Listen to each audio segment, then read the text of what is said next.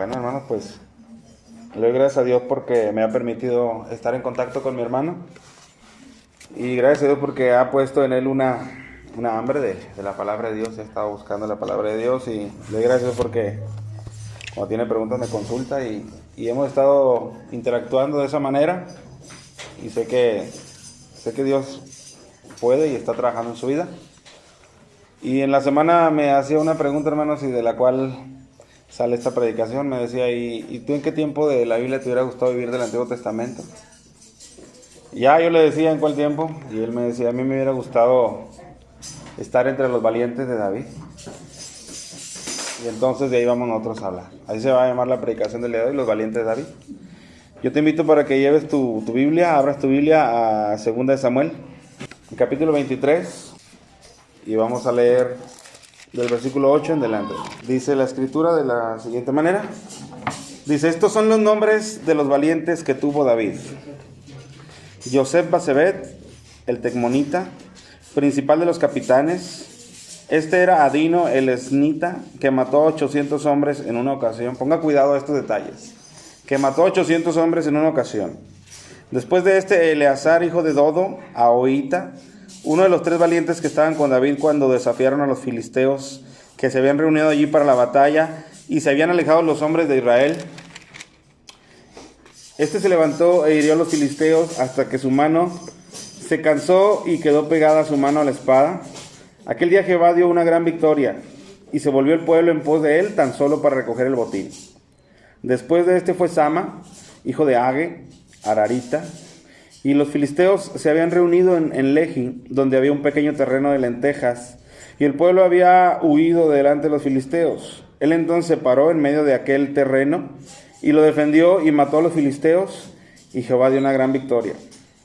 Y 3 de los 30 jefes descendieron y vinieron en tiempo de la siega a David en la cueva de Adulam, y el campamento de los filisteos estaba en el valle de Refaim. David entonces estaba en un lugar fuerte, y había en Belén una guarnición de los filisteos, y David dijo con vehemencia, ¿quién me diera a beber del agua del pozo de Belén que está junto a la puerta?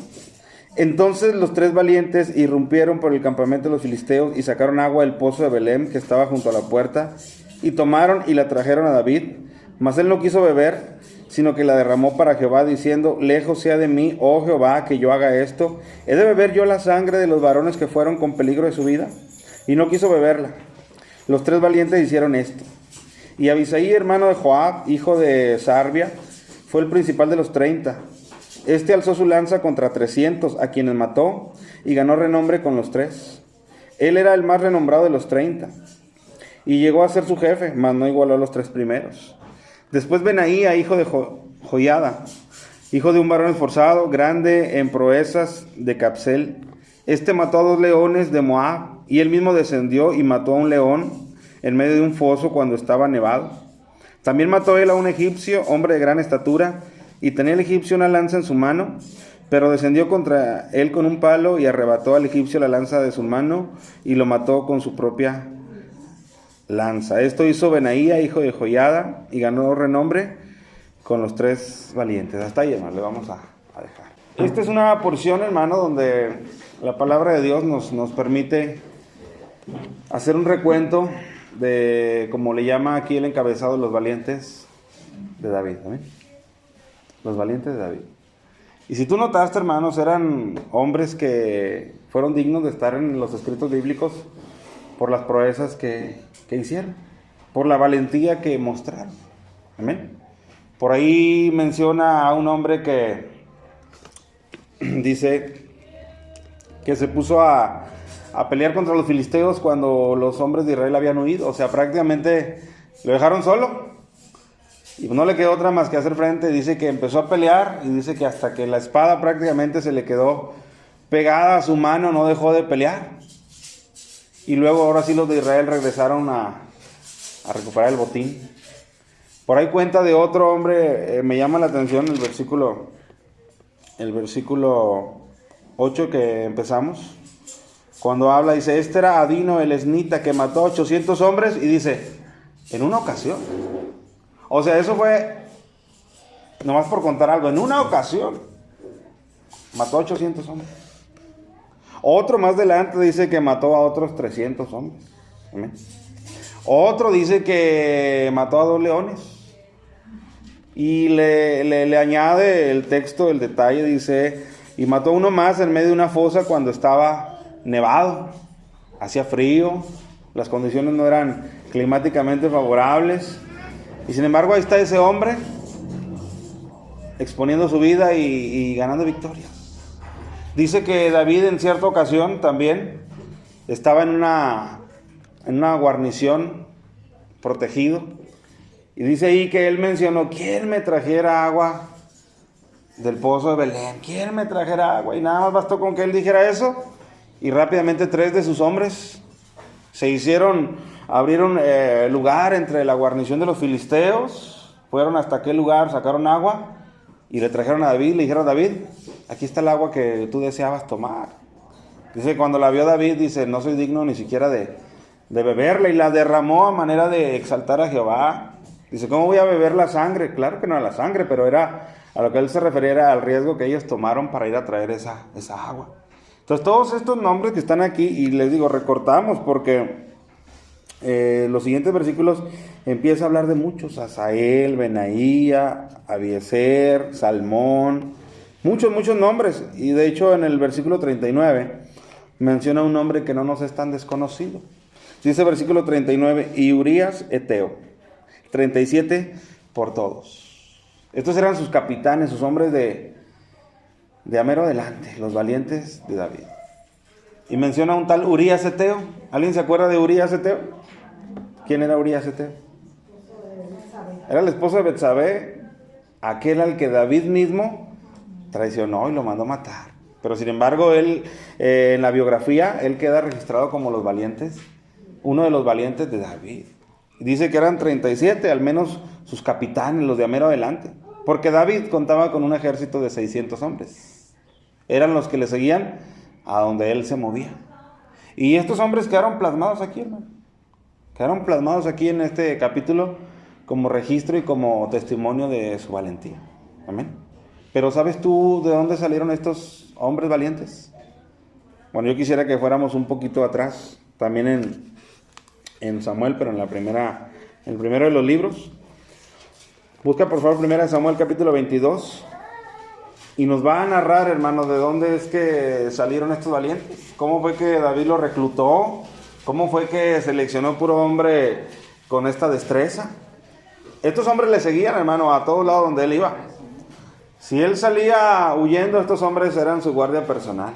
600 hombres. Y estos 37 mencionados aquí eran sus más valientes, que le protegían de todo. David mismo era un hombre valiente. ¿Se acuerdan cuando enfrentó a Goliat? Nadie le había hecho frente a Goliat, y David con valentía sale a la batalla y vence.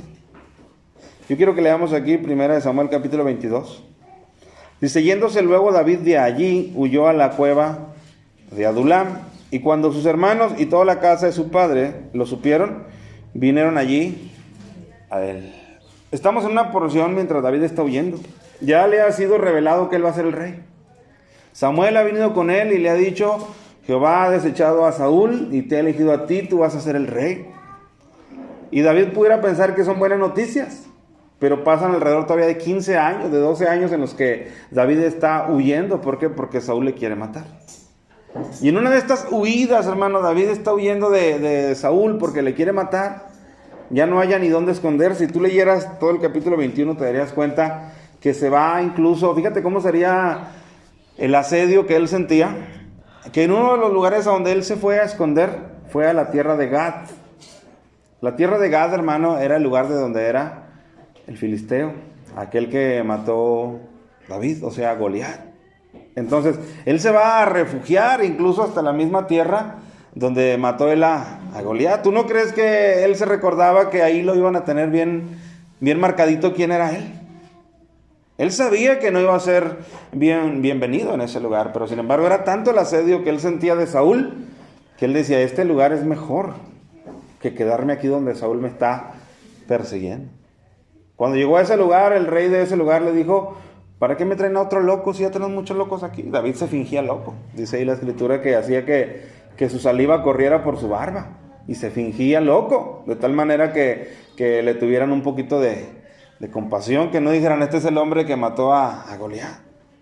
Y luego después, hermano, llegamos a esta porción donde él huye en el desierto y él va a dar a una cueva, la cueva de Adulam. Amén, hermanos. Y en un momento determinado, mientras buscábamos un nombre para esta iglesia, ese fue uno de los nombres que surgió como candidato, la cueva de Adulam. ¿Por qué?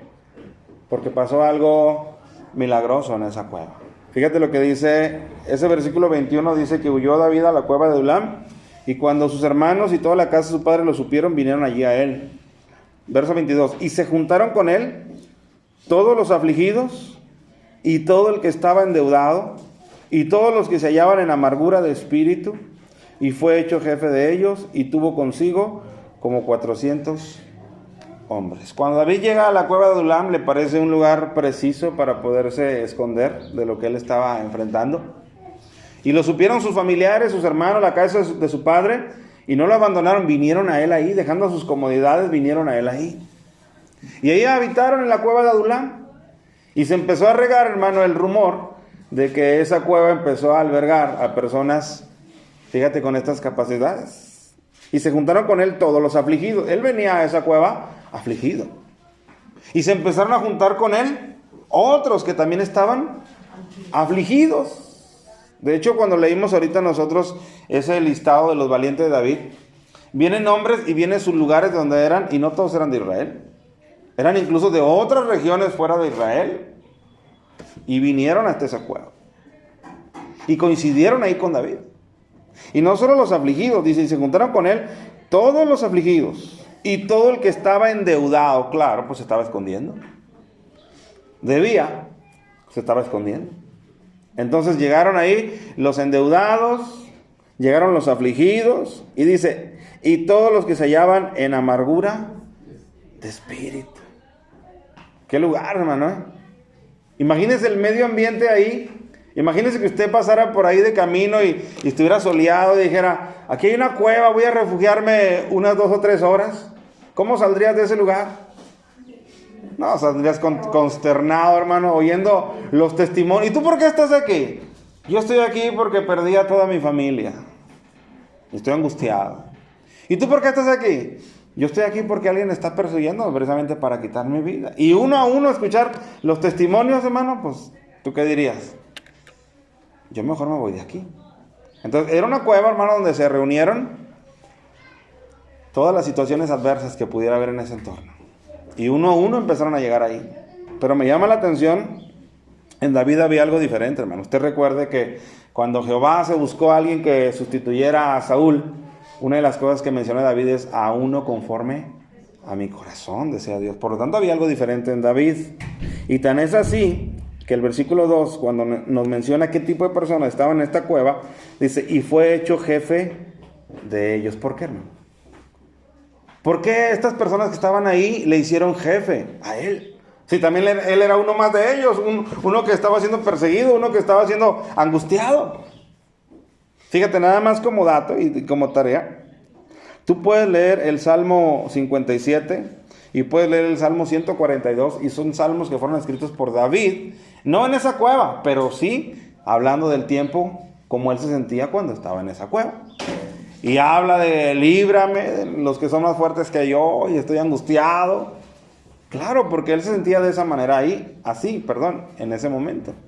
Pero sin embargo fue hecho jefe de ellos. ¿Por qué? Porque había en él algo diferente. Lo de él era algo temporal, hermano. Lo de ellos era algo estacionario. Él tenía a Jehová en su vida y en su corazón, pero en este momento Jehová lo estaba haciendo pasar por desiertos. ¿A cuánto nos ha hecho pasar Jehová por desiertos, hermano? Por desiertos, por sequedades, por lugares donde parece que no vemos la nuestra, pero sin embargo es Dios el que está haciendo algo con nosotros, porque sabe que hay algo también en nosotros, y lo sabe porque Él nos lo puso dentro de nosotros. Y David fue hecho jefe de estos, y luego dice, y tuvo consigo como 400 hombres. O sea, la interacción que tuvieron ellos con David, aunque David estaba afligido, David tenía cualidades para imitarlo y para seguirlo. Él tocaba el arpa, él exaltaba a Jehová. Él, aunque corriendo y escondiéndose, Él sabía que había una esperanza para su vida, que era Jehová.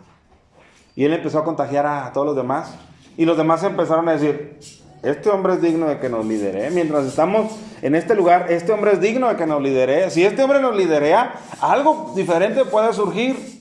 Y tan diferente, hermano, surgió que estos 400 y después 600, que la palabra nos da testimonio, fueron de los que se convirtieron en los valientes de David. Es algo asombroso, ¿no? Y ¿sabe? Ese es el poder que tiene Dios en nuestras vidas.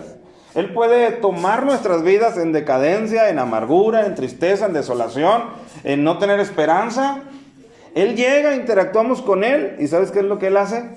Él convierte nuestras vidas en vidas admirables, en vidas virtuosas, en vidas sobresalientes, en vidas que otros ponen su mirada y el deseo de que les lideres. Eso es lo que Dios puede hacer en nosotros. Y eso es maravilloso. Yo le alabo a Dios por eso. Porque cientos, miles de testimonios hay de estos. Y esto no es cosa rara. Porque en Corintios dice que Dios eligió, ¿te acuerdas? Lo vil y lo menospreciado y lo que no es, para deshacer a lo que es, a fin de que nadie se jacte en su presencia. Así que gloria a Dios por eso. Por eso es que, como te decía, en cierto momento se consideró ese nombre para esta iglesia, porque queríamos que esta iglesia fuera así, un lugar donde recibiera al angustiado, al agobiado, al endeudado, al enlutado, pero que en este lugar ocurriera una transformación dada por Dios y luego pudiera salir gente así como los valientes de David. Amén, hermanos. Eso es maravilloso. Y este es el tema de nuestra predicación, los valientes de David, pero lo vamos a trasladar al Nuevo Testamento, porque nosotros no estamos ya en el Antiguo Testamento. Y yo te voy a invitar, hermano, para que vayamos a dos porciones bien interesantes. Una se encuentra en Apocalipsis capítulo 21. Quiero que lean Apocalipsis capítulo 21, versículo 6 en adelante. Y me dijo, hecho está, yo soy el alfa y el omega, el principio y el fin. Al que tuviere sed, yo le daré gratuitamente de la fuente del agua de la vida. El que venciere, heredará todas las cosas, y yo seré su Dios, y él será mi hijo. Tremenda promesa, ¿no?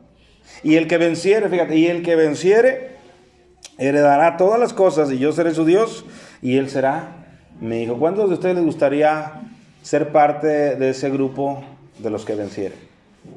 Porque ve tremenda recompensa. El que venciere heredará todas las cosas, y yo seré su Dios, y él será mi hijo. Tremenda cosa, hermanos. Al menos yo quiero estar ahí.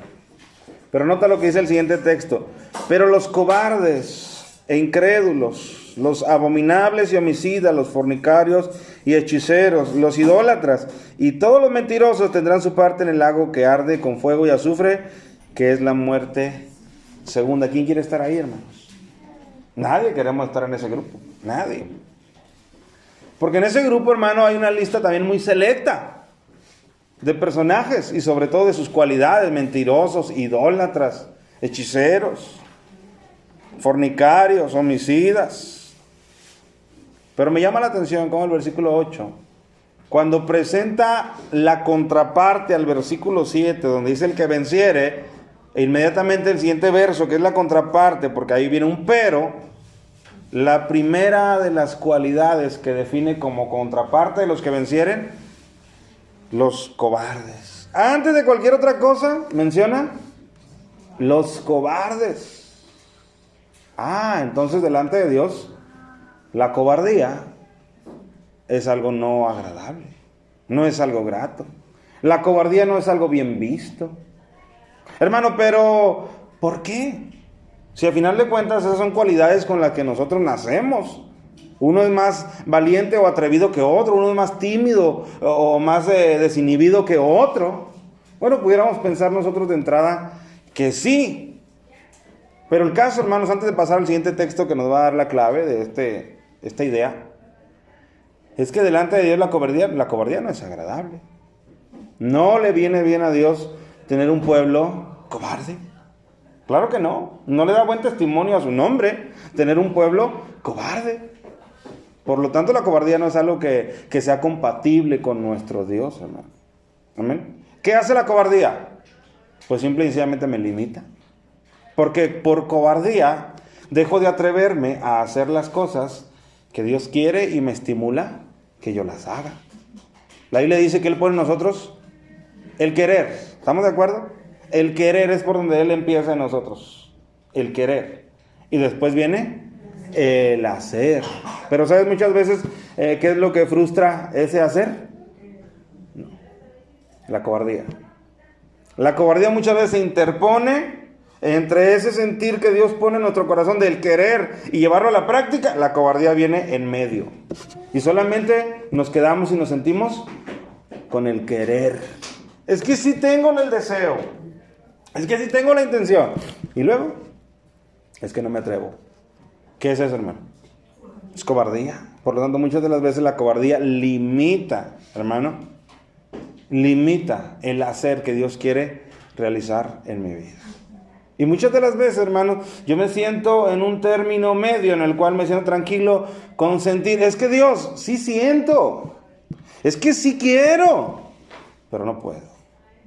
Entonces, si la Biblia dice que Él pone el querer y el hacer, pues entonces esa cobardía frustra en nuestras vidas el propósito que Dios tiene para nosotros. Ahora tú entiendes por qué la cobardía no es bien vista delante de Dios.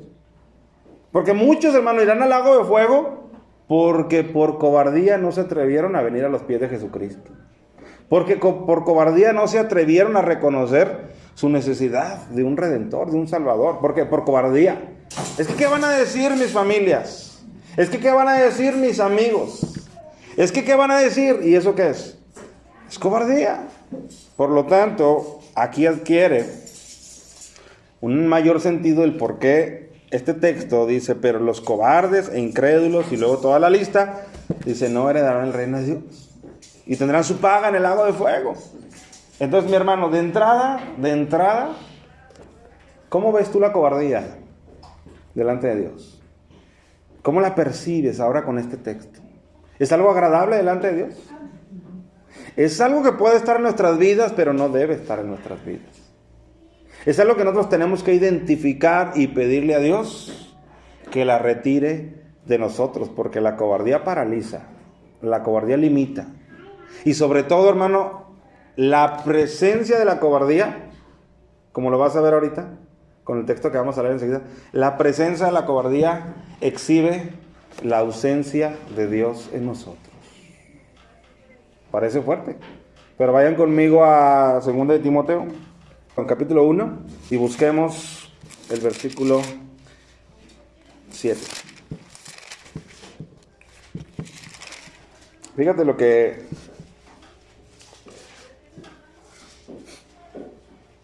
Pablo le dice a Timoteo.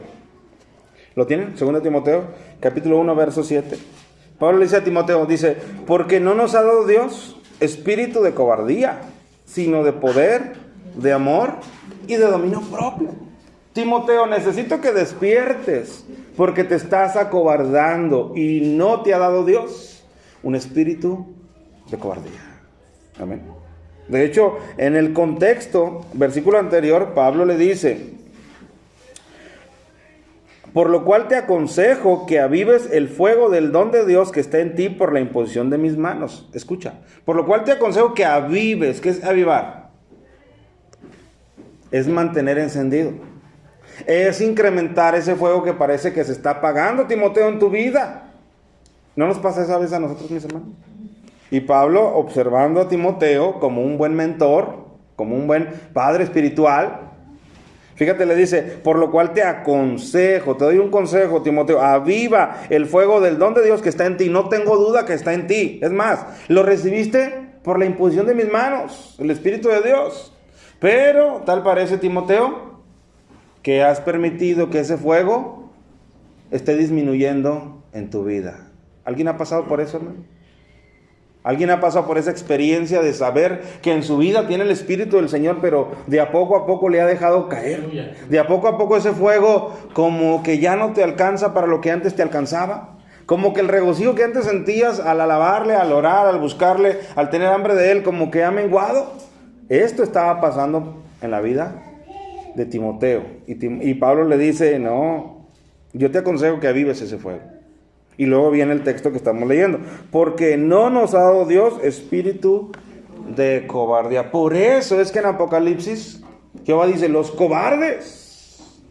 ¿Por qué? Porque yo no he puesto en ti un espíritu de cobardía. Al contrario, dice, yo he puesto en ti un espíritu de poder. O sea, un espíritu que te capacita para echar fuera todo tipo de cobardía, sea cual sea el sentido y la dirección que venga la cobardía contra ti. Yo te he dado un espíritu para que tú venzas. Por eso dice un espíritu de poder. Hermano, cuando nosotros tenemos claro este texto nosotros, sabremos que así como Dios pone el querer, Él pone el poder para llevar a cabo el hacer. ¿Estamos de acuerdo? Y entonces la cobardía es ese intermedio o eso que se opone que nos impide llevar a cabo. Por eso yo decía ahorita que cuando nuestras vidas exhiben cobardía, también lo que están exhibiendo es la ausencia de este poder que dice la Escritura que Dios puso en nosotros en su espíritu. ¿Estamos de acuerdo? Por lo tanto, hermanos, yo no puedo llegar y en la presencia de Dios decirle, Señor, es que la cobardía era parte de mi personalidad, tú debes de aceptarme así. Porque tú tienes que saber que cuando nosotros venimos a Cristo, la palabra dice que Él nos hace nuevas criaturas. Y dentro de esa nueva creación dice que las cosas viejas pasaron. Por lo tanto, si la cobardía era un elemento de mi anterior manera de vivir, por lo tanto la cobardía ya Dios la hizo a un lado, porque me ha dado una nueva naturaleza en la cual su espíritu me ha dado poder. Amén, hermanos. Entonces la cobardía es algo que no es compatible con nuestro Dios. ¿Cuántos somos cobardes, hermano? Amén. Soy cobarde hasta para decir que soy cobarde, hermano. Amén. La cobardía es algo que no es compatible con nuestro Dios. Y nosotros ya acabamos de ver cómo en Apocalipsis la define Dios como algo que incluso te puede llevar hasta el lago de fuego. Entonces no debiera ser en nosotros un tema mínimo a considerar, la cobardía. Amén. Ahora, en el Antiguo Testamento nosotros leímos este listado de los valientes de David. Pues las cosas por las que ellos eran considerados como valientes era porque mataron leones, porque mataron 300 gentes, porque mataron 900 gentes, porque hicieron proezas que otros no se atrevieran. Y eso es lo que en el Antiguo Testamento definió a estos hombres y los hizo dignos de estar en ese listado de los valientes de David. Pero hermano, nosotros no nos vamos a poner a matar gentes en este tiempo y pensar que si mato a 500 entonces estaré considerado como un hombre valiente. Porque ahora nosotros, hermano, en el Nuevo Testamento nuestra valentía viene expresada de otra manera. Jesús dijo que desde los días de Juan el Bautista el reino de los cielos sufre violencia, sufre agresión y solamente, dice, los violentos lo arrebatan. Pero cuando tú ves la traducción original, esa palabra violentos quiere decir aquel que es arrebatado para lograr algo. Por eso también en muchas traducciones dice, y los valientes la arrebatan. Por lo tanto, la valentía en Cristo es una valentía diferente a la valentía que vemos en David. Es un atrevimiento diferente. Y yo voy a mencionar, hermanos, diferentes textos en los cuales vamos a estar nosotros analizando cuál es la valentía del Nuevo Testamento. ¿Cuál es la valentía que la palabra demanda de mí? Ya no me pide que mate leones, ya no me pide que mate gente, ya no me pide que haga proezas, ahora me pide diferentes cosas por las cuales la palabra de Dios me considerará a mí un valiente. Entonces, si yo soy un valiente, si tú eres un valiente, tú también vas a estar en una lista, y esa lista está en los cielos, y en esa lista, hermano, tu nombre será imborrable por estar delante de Él. Pero necesitamos de esa valentía. Yo quiero que vayan conmigo, hermanos, primeramente a Hechos, capítulo 4. Y vayamos entendiendo cuál es la valentía del Nuevo Testamento, cuál es la valentía o quiénes son los valientes de Jesús. Si empezamos hablando de los valientes de David, vamos a hablar de los valientes de Jesús. Y cómo es que son ellos y cómo es su valentía. Hechos capítulo 4, versículo 18, primeramente, 18 al 21. Se va a referir a los apóstoles, hermanos. Dice, y llamándolos, les intimaron que en ninguna manera hablasen ni enseñasen en el nombre de Jesús. ¿Qué es intimaron? los atemorizaron, los amedrentaron. Amén. Intentaron hacerlos que se sintieran chiquitos. Y llamándoles les intimaron que en ninguna manera hablasen ni enseñasen en el nombre de Jesús. Mas Pedro y Juan respondieron diciendo: juzgad si es justo delante de Dios obedecer a vosotros antes que a los hombres, porque no podemos dejar de decir lo que hemos visto y oído. Dice, y ellos entonces les amenazaron y les soltaron. Amén. Estaba la intimidación, estaba la oposición. Yo quisiera que avanzáramos unos versículos más adelante y llegáramos hasta el verso 29. Ellos se reúnen con sus otros hermanos de la iglesia primitiva. Y en el versículo 29 ellos están haciendo una oración. Y escucha su oración.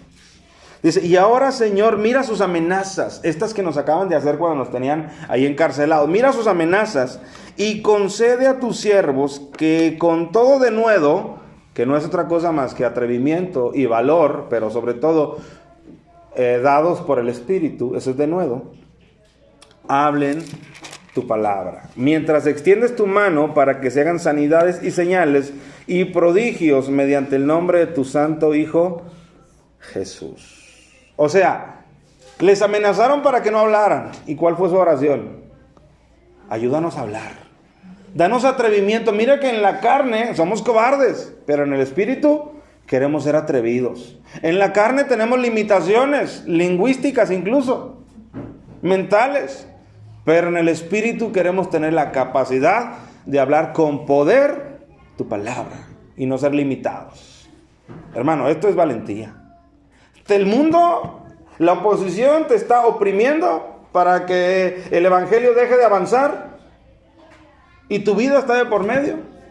Y estos hombres precisamente elevan una oración y dicen: Señor, que nuestra vida no nos importe, sino que tu causa sea lo que nos importe. Ayúdanos a hablar con denuedo. Y dice, cuando hubieron orado, el lugar en que estuvieron congregados tembló, y todos fueron llenos del Espíritu Santo y hablaban con denuedo la palabra de Dios. Yo le hago una pregunta: ¿les contestó el Señor o no les contestó? Y si les contestó porque su petición le fue agradable. Le fue una ofrenda agradable y el Señor les contestó. Ellos no pidieron ser llenos del Espíritu Santo, ni pidieron que temblara, pero Dios lo hizo porque le agradó. Amén, hermano. Esta es la valentía del nuevo nacido. Esta es la valentía del cristiano. Una valentía en la cual identifica las objeciones del mundo y los obstáculos del mundo, y sin embargo dice: Señor, ayúdame a seguir adelante. Señor, ayúdame a seguir propagando tu palabra. El mundo dice que deje de hacerlo, pero yo quiero seguir adelante. Yo le doy gloria a Dios porque este lugar, hermano, cuando el mundo dijo que cerrara, este lugar permaneció abierto. Le doy gloria a Dios por eso. No hubo una sola semana en la que este lugar estuviera cerrado. ¿Por qué? Porque dice la Escritura, como dijo Pedro y Juan, es necesario obedecer a Dios antes que a los hombres. Y le doy gloria a Dios por eso. Amén. Y esa es la valentía que la palabra de Dios nos demanda. No tengo que matar leones, sino tengo que seguir adelante.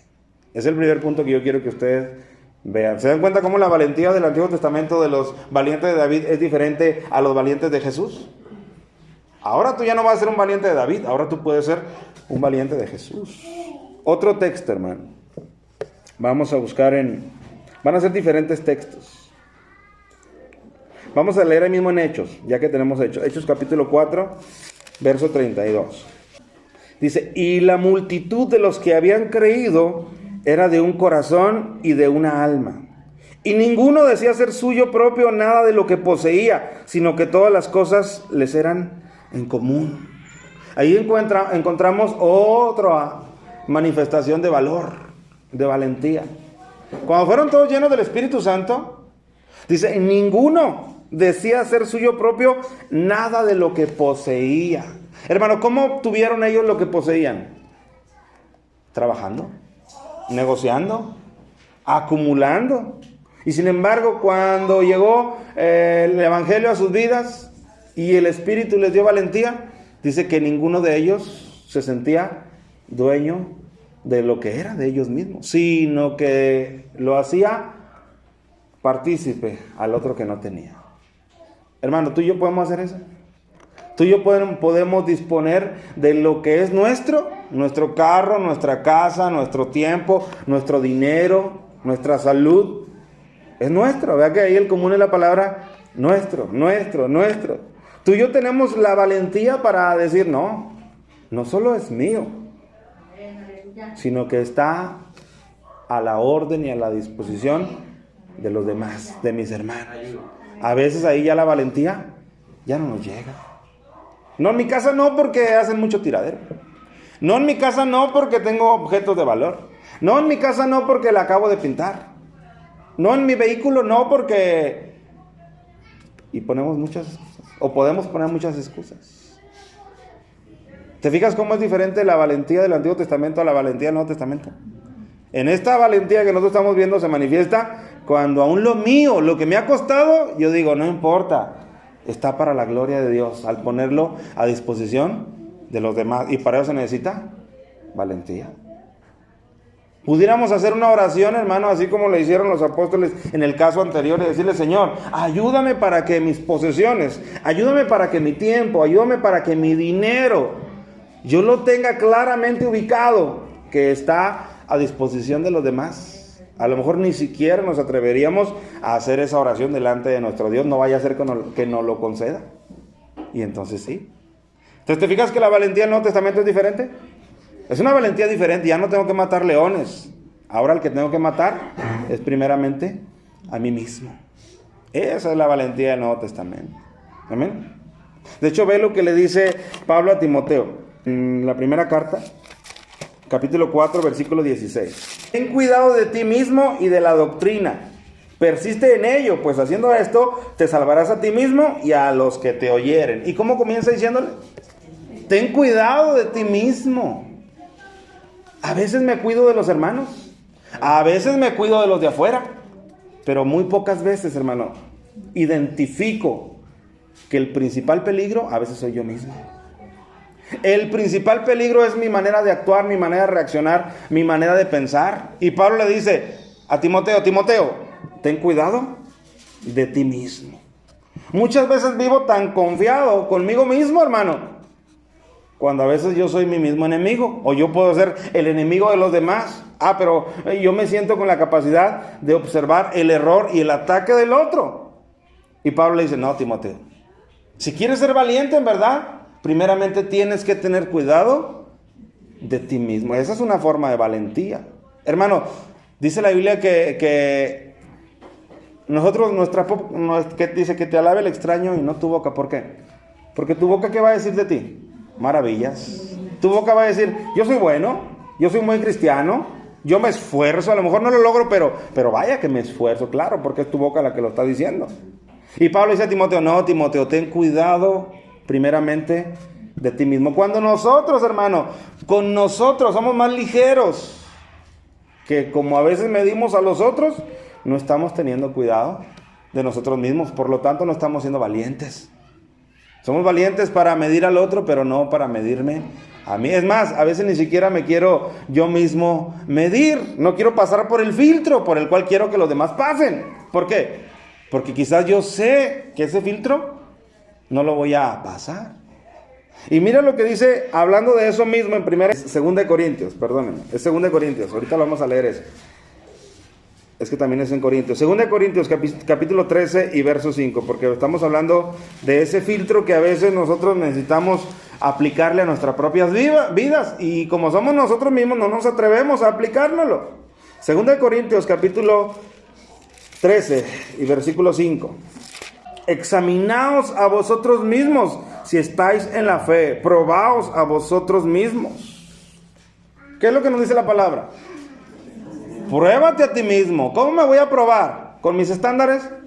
Si me pruebo con mis estándares, voy a estar aprobado. No. Cuando yo me voy a probar, me voy a probar con la medida de la palabra de Dios. Pero muchas de las veces, hermanos, yo no quiero hacer ese autoexamen, porque ese autoexamen de entrada ya me dice que me voy a poner desnudo delante de la palabra de Dios y que hay una alta probabilidad de que salga reprobado. Y hago lo posible por evadir ese examen hacia mí mismo. Y para eso se requiere valentía. Para que no me solape a mí mismo. Para que no me haga el paro a mí mismo. Amén. Por eso dice ahí, examinaos a vosotros mismos si estáis en la fe. ¿Cuántos están en la fe, hermanos? Amén. Pues entonces, si estáis en la fe, examínate. Examínate cómo es que esa fe la estás llevando a cabo. Dice, probaos a vosotros mismos. Y luego hace una pregunta. ¿O no os conocéis a vosotros mismos? Que Jesucristo está en vosotros. Y luego dice Pablo, a menos que estéis reprobados. Es como si me lo imagino levantando las manos a Pablo haciendo así. A menos que estés reprobado. Si es que tú mismo en tu corazón sabes que las cosas no van bien, pues sin duda tú ni siquiera vas a querer presentar ese examen. Por eso Pablo le dice a Timoteo, Timoteo, ten cuidado de ti mismo. ¿Estamos de acuerdo, hermanos? ¿Qué ocupo para eso, hermanos? Valentía. Valentía para empezar. Necesito atrevimiento. Entonces ya no es el mismo atrevimiento que pidieron los apóstoles para poder hablar la palabra. Ahora es un atrevimiento para no ser un solapador de mí mismo. ¿Estamos de acuerdo? Para no tener consideraciones extrabíblicas conmigo mismo. Y autojustificarme diciendo, es que la carne es débil. Porque muchas de las veces para el hermano no aplico esa misma medida de que la carne es débil. Me gusta aplicarla para mí. ¿Estamos de acuerdo más? Se requiere valentía para decir amén. Se requiere valor para decir, yo necesito esa palabra. Amén, hermanos. Por eso la palabra fue los valientes de David, pero ahora estamos hablando de los valientes de Jesús, que son diferentes. Su valentía es una valentía diferente. Amén, hermanos. ¿Qué tal si nosotros leemos 1 de Pedro, capítulo 4? Vayan a 1 de Pedro, capítulo 4, verso 3. Baste ya el tiempo pasado para haber hecho lo que agrada a los gentiles, andando en lascivias, concupiscencias, embriagueces, orgías, disipación y abominables idolatrías. Nos habla de un pasado remoto de nuestras vidas. Algunos estuvimos ahí y nota esa pequeña lista. Lascivias, que son toda desviación sexual, desenfreno sexual. Dice, concupiscencias, es todo deleite pecaminoso que nuestro corazón pide. Adicciones, desenfrenos. Embriagueces, yo creo que no tengo ni siquiera que explicarla. Orgías, disipación o rebeldía y abominables idolatrías. Las está hablando en un entorno de nuestro pasado, pero nota lo que nos dice, baste ya el tiempo pasado para haber andado o para haber hecho lo que agrada a los gentiles. Se requiere valentía, hermano, para identificar que esas cosas forman parte de nuestro pasado, pero muchas de las veces parece que tenemos una caña de pescar y la lanzamos hacia el pasado y decimos, a ver qué pesco. Y a veces la caña de pescar la traemos hasta nuestro presente y un poquito aquí y un poquito allá. Y la valentía aplicada en este texto es cuando dice, baste ya el tiempo pasado. O sea, que ya haya quedado plenamente atrás y que nosotros no tengamos ese deseo de revivir aquello que ya fue perdonado por nuestro Señor Jesucristo. Y vaya que fue perdonado con su vida y con su sangre derramada. Por eso yo ocupo valentía para decir a mis desenfrenos, baste ya. Por eso si tú le das una vuelta atrás a ese capítulo, dale una vuelta atrás al capítulo 2, fíjate lo que dice en 1 Pedro 2:11. Amados, yo os ruego como extranjeros y peregrinos que os abstengáis de los deseos carnales que batallan contra el alma. Hermano, eso sí, están en nuestro pasado, pero se levantan hasta nuestros días y nos siguen haciendo todavía batalla y lucha. Fíjate cómo dice el término, que batallan contra el alma. Y esa palabra batallan en el griego original es una palabra meramente bélica, de esos tiempos, de conflicto, de lucha, de pleito. Por lo tanto, estos deseos carnales todo el tiempo, aunque seamos cristianos y tengamos a su espíritu en nosotros, todo el tiempo van a estar haciéndonos el conflicto. Y fíjate contra qué es contra lo que batallan. Dice que batallan contra el alma. Pero ¿dónde está la valentía? La valentía es en lo que Pedro dice, yo os ruego que os abstengáis. Amén. Esos deseos carnales van a tocar la puerta de cuando en cuando. Eso no te sorprenda. Eso no te haga sentir, oh, pues ¿qué me está pasando? Porque yo pensaba que soy cristiano y resulta que estos pensamientos o deseos han vuelto a... Eso que no te extrañe, porque eso no es cosa extraña. Lo que te extraña, hermano, es la facilidad con la que los abrazas, la facilidad con la que los permites y la facilidad con la que no presentas defensa ante esos ataques del enemigo. Amén, hermanos. ¿Qué se requiere ante eso, hermanos? Valentía.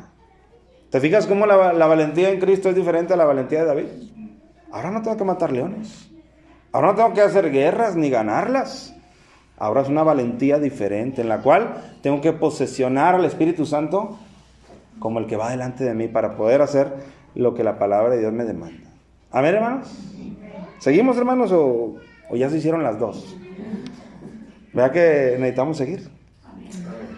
Vamos a leer, fíjate, en lo personal, hermano. Yo quisiera que tú leyeras esto que dice Pablo a Timoteo, en su segunda carta. Es la última carta que tenemos, digamos, escrita del apóstol Pablo. Segunda de Timoteo 4:16. Pareciera no ser tan importante este texto, ni tan conocido, pero sí que lo es. Segunda de Timoteo 4:16. Escuchen por favor lo que dice. ¿Lo tienen? Dice Pablo a Timoteo, en mi primera defensa, ninguno estuvo a mi lado, sino que todos me desampararon. Fíjate, Pablo estaba encarcelado, Pablo estaba siendo acusado, y había muchos hermanos alrededor de Pablo. Nosotros hemos estado estudiando en Filipenses cómo iban hasta la cárcel y le llevaban una ofrenda que los demás hermanos le prepararon. Tenemos a Lucas, tenemos a Demas, tenemos a muchos hermanos alrededor de Pablo. Pero dice Pablo, en mi primera defensa, ninguno estuvo a mi lado, sino que todos me desampararon. Qué triste texto, ¿no, hermano? Qué triste texto en la vida de Pablo, ¿por qué? Porque Pablo ha dado toda su vida por ello. Porque si Pablo ha llegado hasta la cárcel, es precisamente por dar su vida por ellos al predicarles la palabra. Pero sin embargo, le han dejado solo. Pero nota lo que dice Pablo para complementar ese texto. Dice, no les sea tomado en cuenta. Hermanos, se necesita valentía para recibir un agravio y tener el valor de decirle al Señor, Señor, no se los tomes en cuenta. Y no meramente una frase que da bien, sino un sentimiento de corazón. Señor, no se los tomes en cuenta a estos hermanos que me han dejado solo cuando deberían estar a mi lado y me han hecho un agravio. No se los tomes en cuenta. ¿Cuántas veces, hermano, el agravio de nosotros, o más bien el agravio que recibimos, pareciera como si le dijéramos, Señor, tómaselos en cuenta, porque no me debieron haber hecho o dicho esto? Señor, no dejes de tomárselos en cuenta. Tal parece que nuestra oración es en un sentido diferente. Pero ¿qué se ocupa, hermano? Para que yo pueda no solo hacer esta oración, sino tener en claro esto que Pablo tenía en claro. Señor, no le tomes en cuenta que al final de cuentas yo ni trabajo para darle gloria a ellos, ni voy a recibir un galardón de ellos. Yo trabajo para darte gloria a ti y voy a recibir un galardón de ti.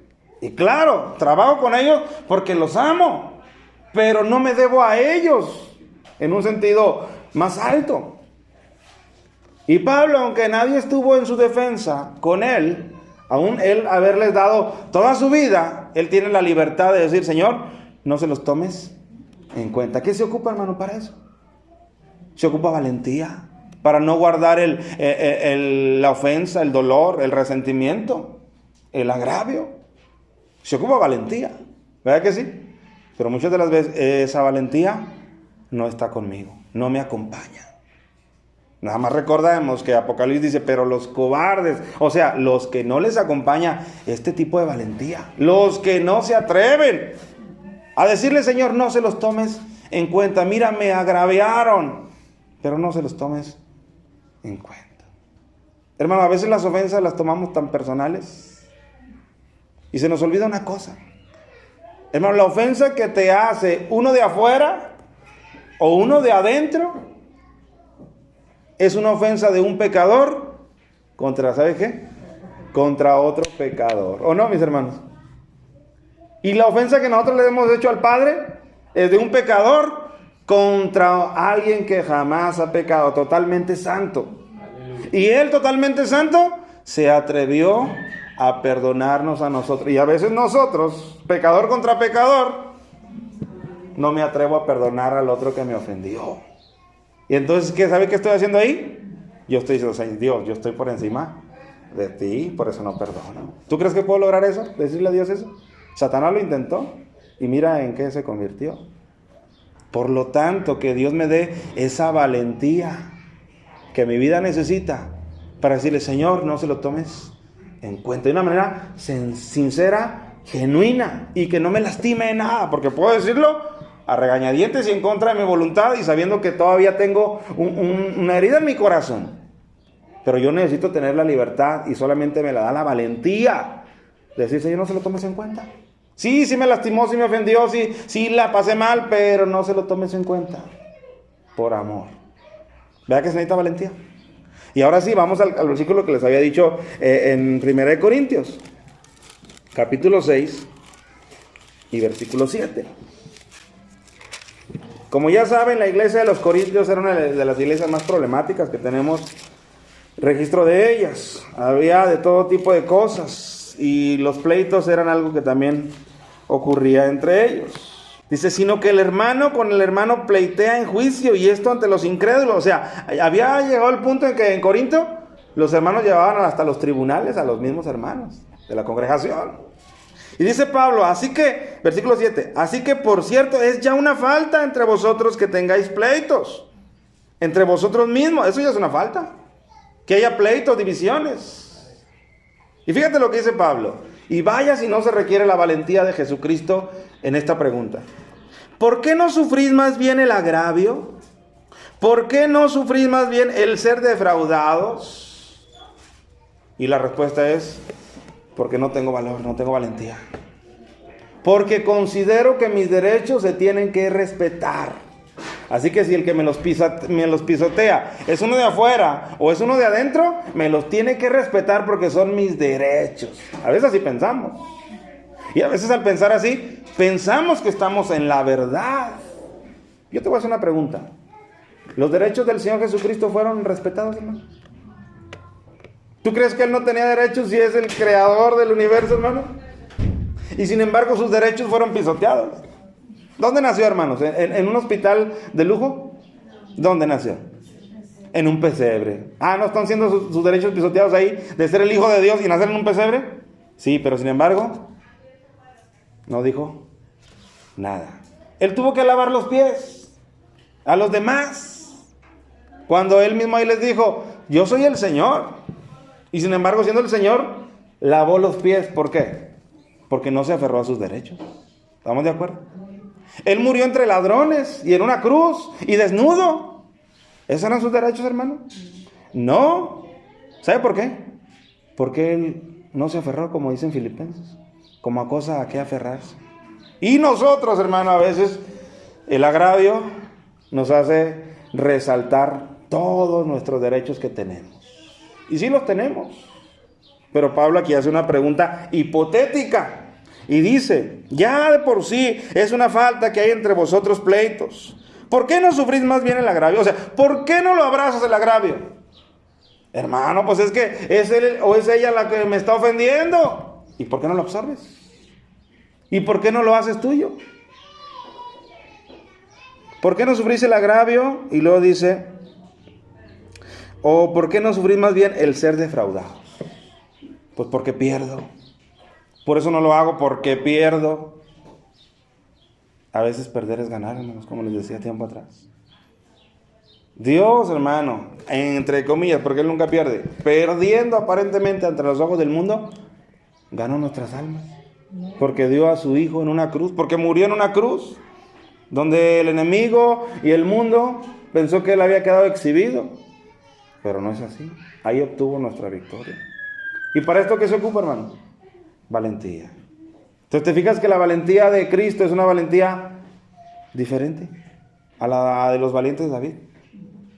Tu vida puede ser tu nombre puede quedar también plasmado, así como en la lista que leímos ahorita en 2 de Samuel, uno a uno, los valientes de David. Ahí pudiera estar tu nombre también escrito. ¿Por qué? Porque te atreviste.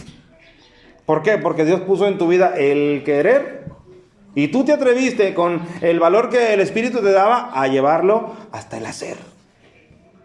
Eso es lo que Dios demanda y espera de los valientes de Jesucristo. Y son de otro tipo de valentía. Amén, hermanos. Romanos capítulo 12, verso 19 y verso 20. Dice: no os venguéis vosotros mismos, amados míos, sino dejad lugar a la ira de Dios, porque escrito está: mía es la venganza, yo pagaré, dice el Señor. Así que si tu enemigo tuviere hambre, dale de comer. Si tuviere sed, dale de beber. Pues haciendo esto, ascuas o brasas de fuego amontonarás sobre su cabeza. ¿Qué necesito para lograr hacer eso, hermano? Valentía. Porque lo más normal es que a mi enemigo yo ni el saludo le dé. Pero yo necesito valentía para atreverme a hacer lo que casi nadie se atreve a hacer. Por eso Cristo decía: ama a tus enemigos. ¿Verdad que sí, mi hermano? Pero no se puede sin la valentía. Y la valentía, como ya vimos, es una cualidad que da ¿quién? El Espíritu de Dios. No nos ha dado Dios un espíritu de cobardía, sino de poder. Entonces, si tú te sientes y te dices un beneficiario de ese espíritu, entonces en ti tienes la capacidad de lograr estos versículos que hemos estado leyendo. Solamente es cuestión que actives ese poder que el Señor te ha dado y te digas a ti mismo: claro que puedo. Porque si Dios está conmigo, ¿quién contra mí? Porque mayor es el que está en mí que el que está en el mundo, que está en contra de mí. Por lo tanto, si cada uno de estos textos tú y yo los vemos como imposibles, es porque no estamos equipados pues con el poder que Dios nos ha dado en el Espíritu. Porque cada texto que hemos leído es un texto posible solamente a través de la valentía que viene en el paquete del Espíritu. ¿Amén, mis hermanos? Entonces, claro que podemos hacer esto. Claro que tenemos atrevimiento, claro. Pero tenemos que darnos cuenta de eso. Quiero leer 2 textos más, hermano. Y ambos se encuentran dos en Santiago. Vayan a Santiago, capítulo 5. Busquen el versículo 19 y el 20. Dice: hermanos, si alguno de entre vosotros se ha extraviado de la verdad y alguno le hace volver, sepa que el que haga volver al pecador del error de su camino, salvará de muerte un alma y cubrirá multitud de pecados. ¿Qué ocupo, hermano? ¿Qué ocupo para interesarme en el que no se interesa en la causa? Ocupo valentía. Ocupo valentía y atrevimiento para ir, para hacerlo y para hacerle volver. Claro, claro, no te voy a poner un peso que va más allá. Tú no lo vas a convencer. Eso lo va a hacer el Espíritu, porque para eso Dios dio al Espíritu, el cual nos iba a convencer de esto y de aquello otro. Pero se necesita valentía para ver la necesidad y para llevarla a cabo. Y si vas a Santiago también, capítulo 1, versículos 2 y 3, nos habla de una valentía tan necesaria en nuestras vidas. Y ya voy a ir cerrando. Una valentía tan necesaria en nuestras vidas. Hermanos míos, tened por sumo gozo cuando os halléis en diversas pruebas, sabiendo que la prueba de vuestra fe produce paciencia. ¿Qué se ocupa, hermano, para sonreír en los momentos difíciles? Se ocupa valentía. Se ocupa atrevimiento. ¿Por qué? Porque Santiago dice: sabiendo que la prueba de vuestra fe produce paciencia. Cuando yo tenga eso en claro, yo voy a tener el atrevimiento para cuando me venga la prueba, me venga la lucha, me venga el momento adverso, yo mantenga mi buen humor, mi buen ánimo, mi fe intacta, mi gozo. ¿Hay culto? Yo le alabo. ¿Por qué? Porque yo sé que en todo esto somos más que vencedores. Amén, hermanos. Pero se necesita valentía. Cuando yo no tengo valentía, yo me intimido, yo me acobardo, yo me achico, yo decido no seguir adelante, yo renuncio. Pero la valentía, hermanos, es la que nos ayuda a seguir adelante. Hebreos dice: porque nosotros no somos de los que retrocedemos, sino de los que tenemos fe para preservación del alma. Y eso lo da la valentía. Y hay tantos textos que pudiéramos leer, hermano, para definir la valentía en Cristo. En un texto que hemos estado leyendo tiempo atrás, muy frecuente, en Filipenses, dice Pablo, una cosa hago. ¿Qué cosa? Prosigo adelante, pero él dice, ciertamente olvidándome de lo que queda atrás. Yo necesito valentía para poder olvidarme de lo que queda atrás, porque a veces lo que queda atrás es demasiado pesado. Pero yo necesito valentía para decir, yo lo voy a olvidar. ¿Por qué? Porque mi misión es proseguir hacia adelante. Un último texto, hermano, que nosotros leímos también el culto anterior. Hechos capítulo 20 y verso 24. Y yo creo que cierra y culmina con este tema de la valentía en Cristo, de los valientes de Jesús. Comenzamos con los valientes de David, terminamos con los valientes de Jesús. Empezamos resaltando las cualidades de esos valientes. Mataban leones, mataban gigantes, mataban 300, mataban 800. Y ahora, hermanos, en Cristo solamente hace falta matar a uno. Y ese uno es matar a uno mismo. A ese uno es el que necesito matar. Y a veces primero quiero matar a todos los demás. Es que déjale, mato yo al hermano y luego al final lo mato a mí. No, tu responsabilidad es matar a ti mismo, a tu yo mismo, a tu yo interno. Fíjate lo que decía Pablo en Hechos 20, 24.